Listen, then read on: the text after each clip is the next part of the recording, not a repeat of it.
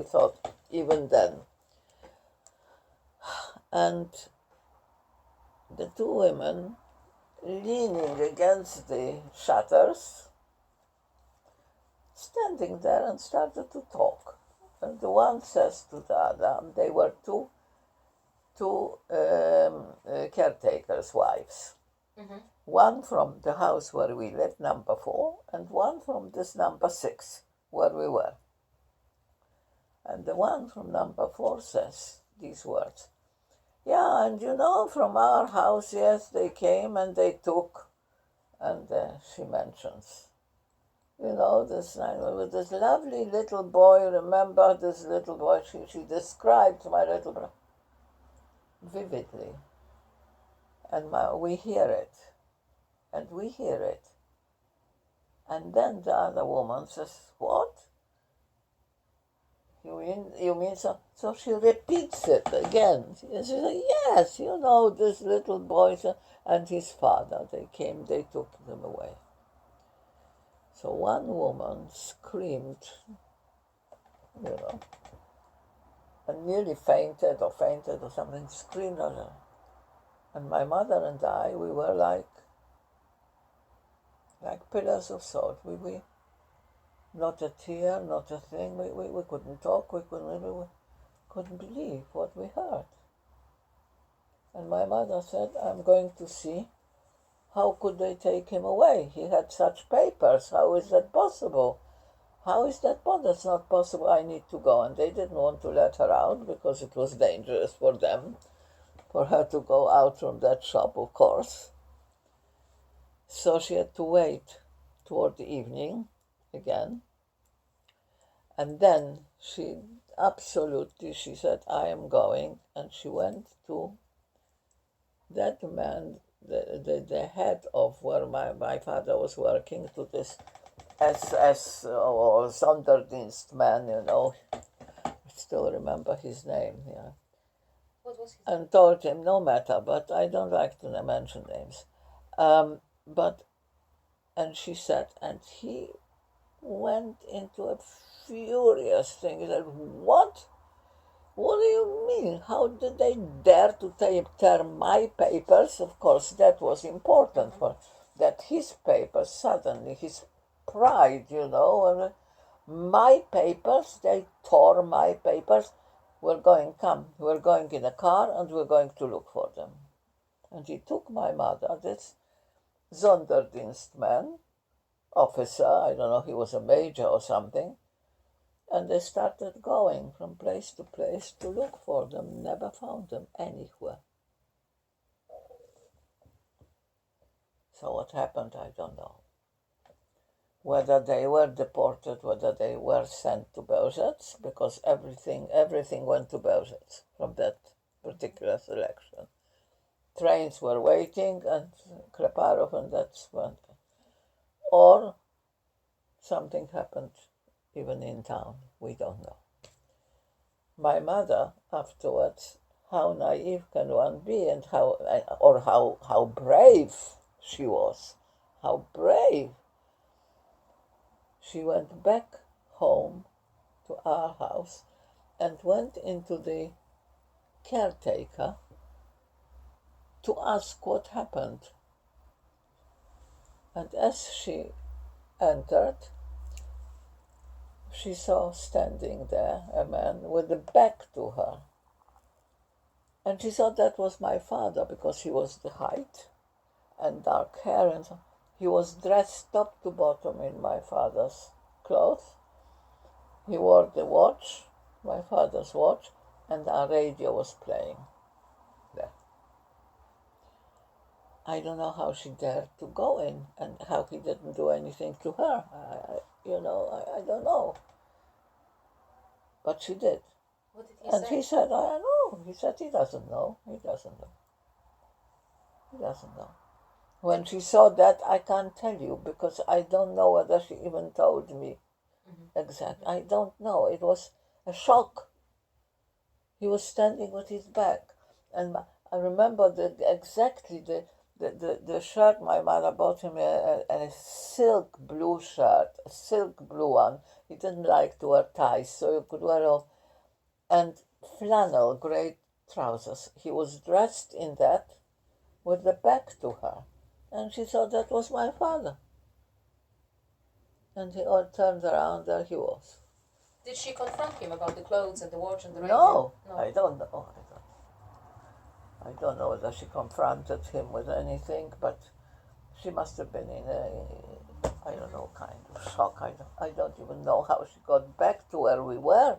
I can't tell you, because she came back there, and of course the danger, I mean, it was so dangerous. We were hidden there. But she didn't. So that summer was like a sped up growing up for you. Growing up, I was grown up already by then. I told you, my childhood finished on the 31st of August, 1939. We were no children anymore. Absolutely not. There was no space, no place, and no time to be a child.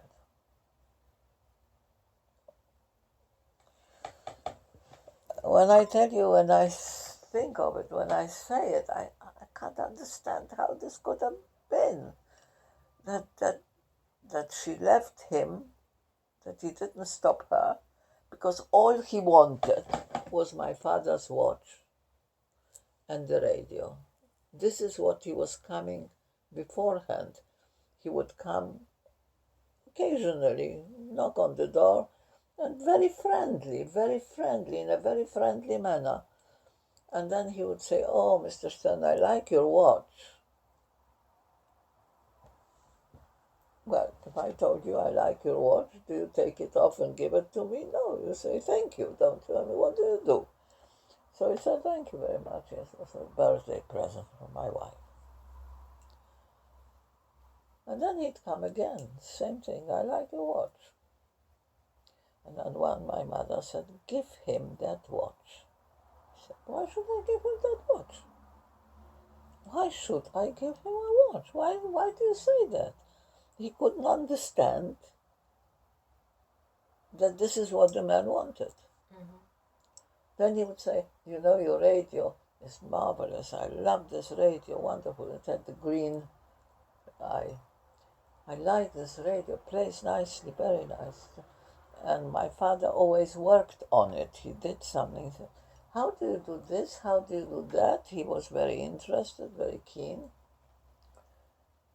And that was that. He said, "Well, you're welcome to come and listen to it. You know, what do you say? Take the radio." I mean, it just wasn't on.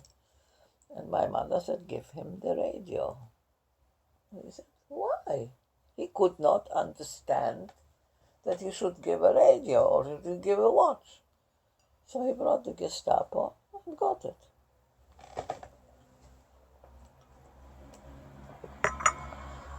Simple as that.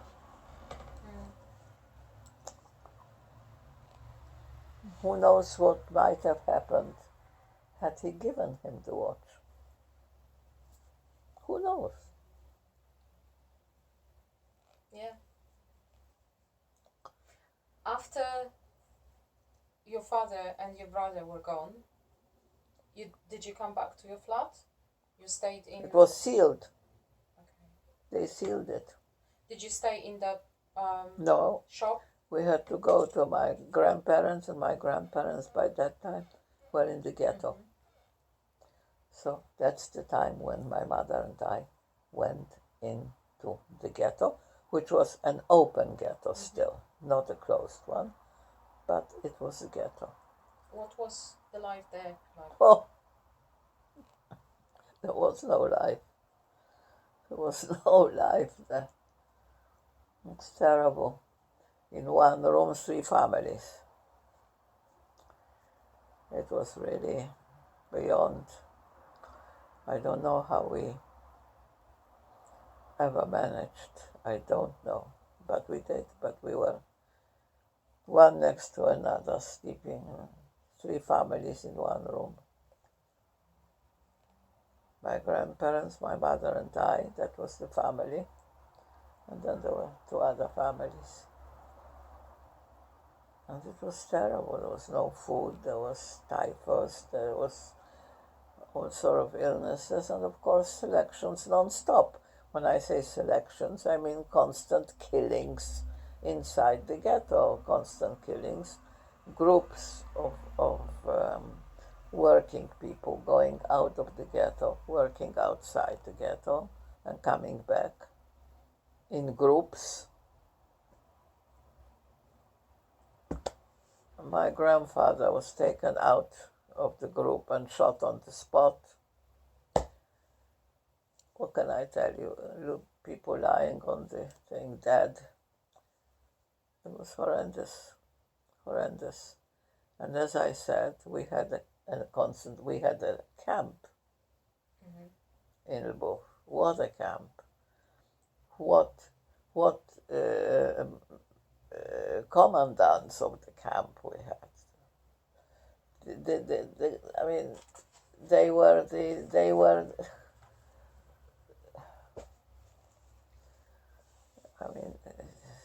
the worst of the worst they sent to us. They already went through Lublin and they went through Krakow and they came to us and with names, Polish names like Grzymek and Rokita. Those were the heads of the cruelty. Is zero, is nothing what these men were capable of doing to people in that camp. Horror. So, I don't know. Whoever survived that is beyond. Your mother still worked outside of the ghetto at that time? No, she worked in the ghetto. She worked inside the ghetto, yes. She worked inside the ghetto because the factory was in the ghetto, and that's where she worked. But that was in the leather factory. But beforehand she worked outside. Yes. For the civil institution, yes. The civilian German institution was outside, yes. That was when the ghetto was still open? When the ghetto was open. The ghetto closed when I escaped. Yes. That was on the night of my escape. That's when the ghetto closed. So how did your mother get that job in that? Well, they were it wasn't that she could choose. Oh, so she was assigned the job. You work here, you're there, and that's it. So wherever there was a demand, there was slave labor. They were all slave labor. So the demand, wherever it was, you go this way, you go there, and you work here, you work there. Now, we are now in 1942 already, when your mom has this job that would mean she would have to stay outside of the ghetto overnight, possibly. No, not at all. It was not allowed. Yes. It was a question of death. Yes. Anybody who stayed and was caught, finished. No, it wasn't allowed. But my mother was, whatever she did, like my father, she was very talented in her profession. And not only, but she had exquisite taste and so on. And people always wanted for her to do something for them. And there were these three sisters, Polish ladies, who knew my mother from before. And they begged her to stay an evening or a night once or twice to do something for them, because they wanted only her to do this or that, whatever it was. And she said, you know what that means? That means it's a death punishment, not only for me, but for you three. So why do you want me? You can have anybody here. They were outside, of course, they were not Jewish. nothing can happen and nothing will happen here. And they were very, very sort of almost semi-aristocratic ladies. So their apartment was according to a very beautiful, large apartment. So they had 3 Italian officers who occupied 2 rooms in that one. That was, I think, I don't know how, but they were allocated these things. So they were a few Italian soldiers in town. I don't know how many. It was a division or something. And these officers were allocated 2 rooms in their apartment. It was a huge apartment. I don't know, 5, 6 rooms. One of these fine things. So my mother said, "Listen, you've got officers there living here with you. How do you want me to come? It's not on." She said, these Italians, you're worried about the Italian officers. They sing and they drink wine, and what do they care? They don't care about. So my mother kept postponing and postponing and postponing and didn't want to do it. And they were at her and she kept postponing. So on one occasion, she came home. She came after work with the group back to the ghetto from her work. And she said to my grandmother, "Look, tomorrow I will not come back." Because, my grandmother knew about these sisters and all that. Because they're so at me, so I already condescended. I said, "All right, okay, I'll do it. Que sera, sera." Okay. So they asked me to stay the night tomorrow. So don't worry about me. It'll be fine. I'll be there for the night and I'll see you the following day. She told us, my grandmother, me. To which my grandmother said, "Oh God, I'm so sorry, because I managed to get whatever it was, I don't know, to eat. And I know you like that so much, so I got it and I managed to get it, and I could only do it tomorrow, otherwise it will go completely, so I won't be able to prepare it for you, because it'll just go, it's whatever it was, potatoes or I don't know, burnt, whatever. It was nothing to talk about, but she managed to get something that my mother liked, right? So my mother, who never, ever would do the slightest and minutest thing to upset her parents, ever, felt so sad for my grandmother that she said, "Look, in this case, I'll tell them, I'll stay, I'll come next night, another night.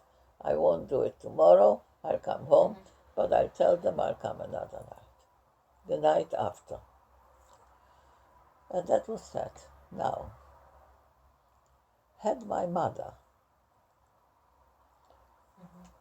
gone that night,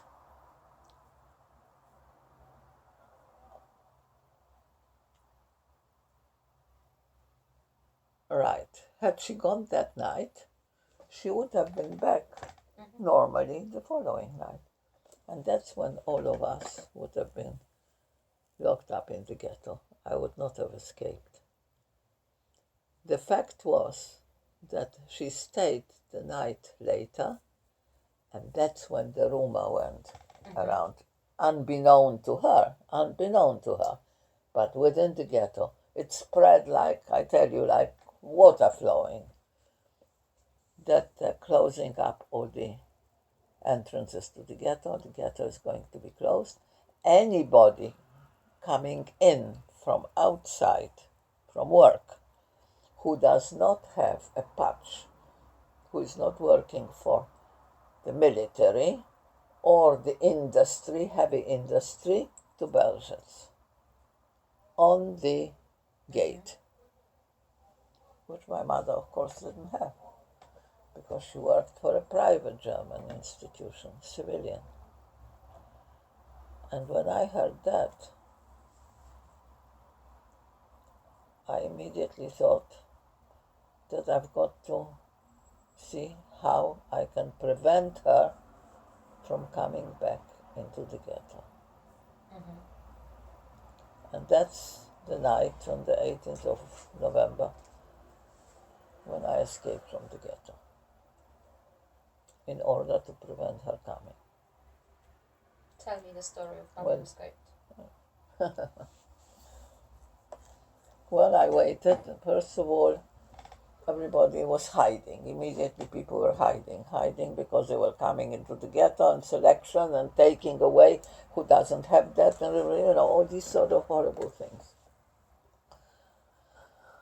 So people were hiding. Where do they hide? Where can you hide? So they were hiding under the floorboards, under this, in cellars. Where could you hide in the ghetto?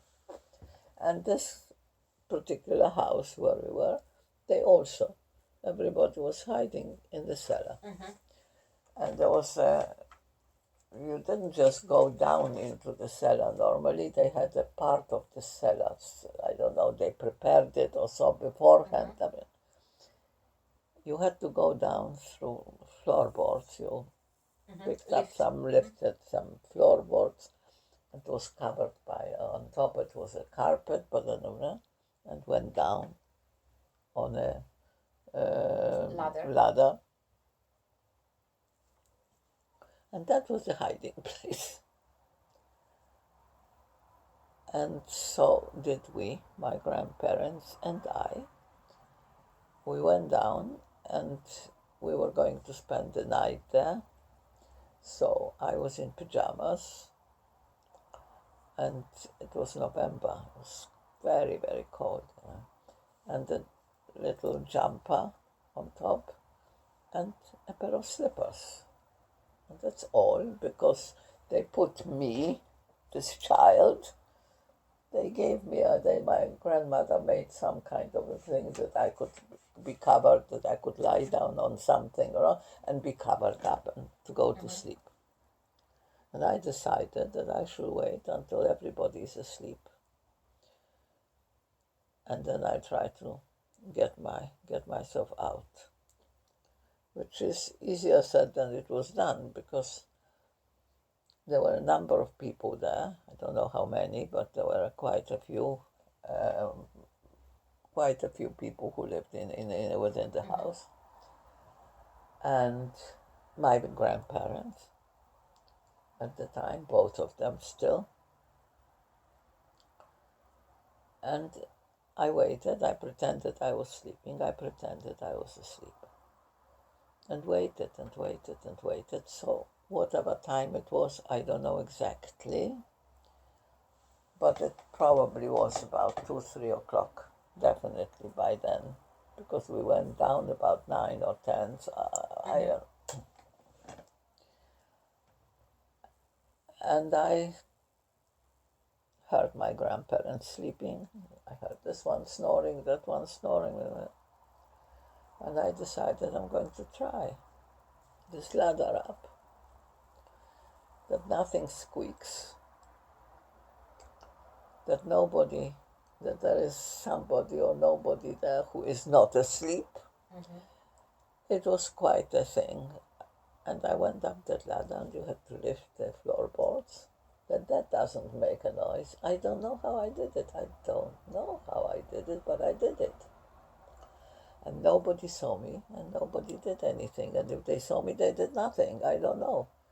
I went through these floorboards, put the carpet, and it was eerie. Absolutely eerie. The silence. Because the house was empty at that time. It was snowing. It must have been snowing beforehand. So the snow was fresh, beautiful white snow, fresh, virgin snow. The moon was shining, everything was white. It was like a kitsch. If you saw that on a painting, it was not possible. It's a kitsch. And I went out, and when I started walking,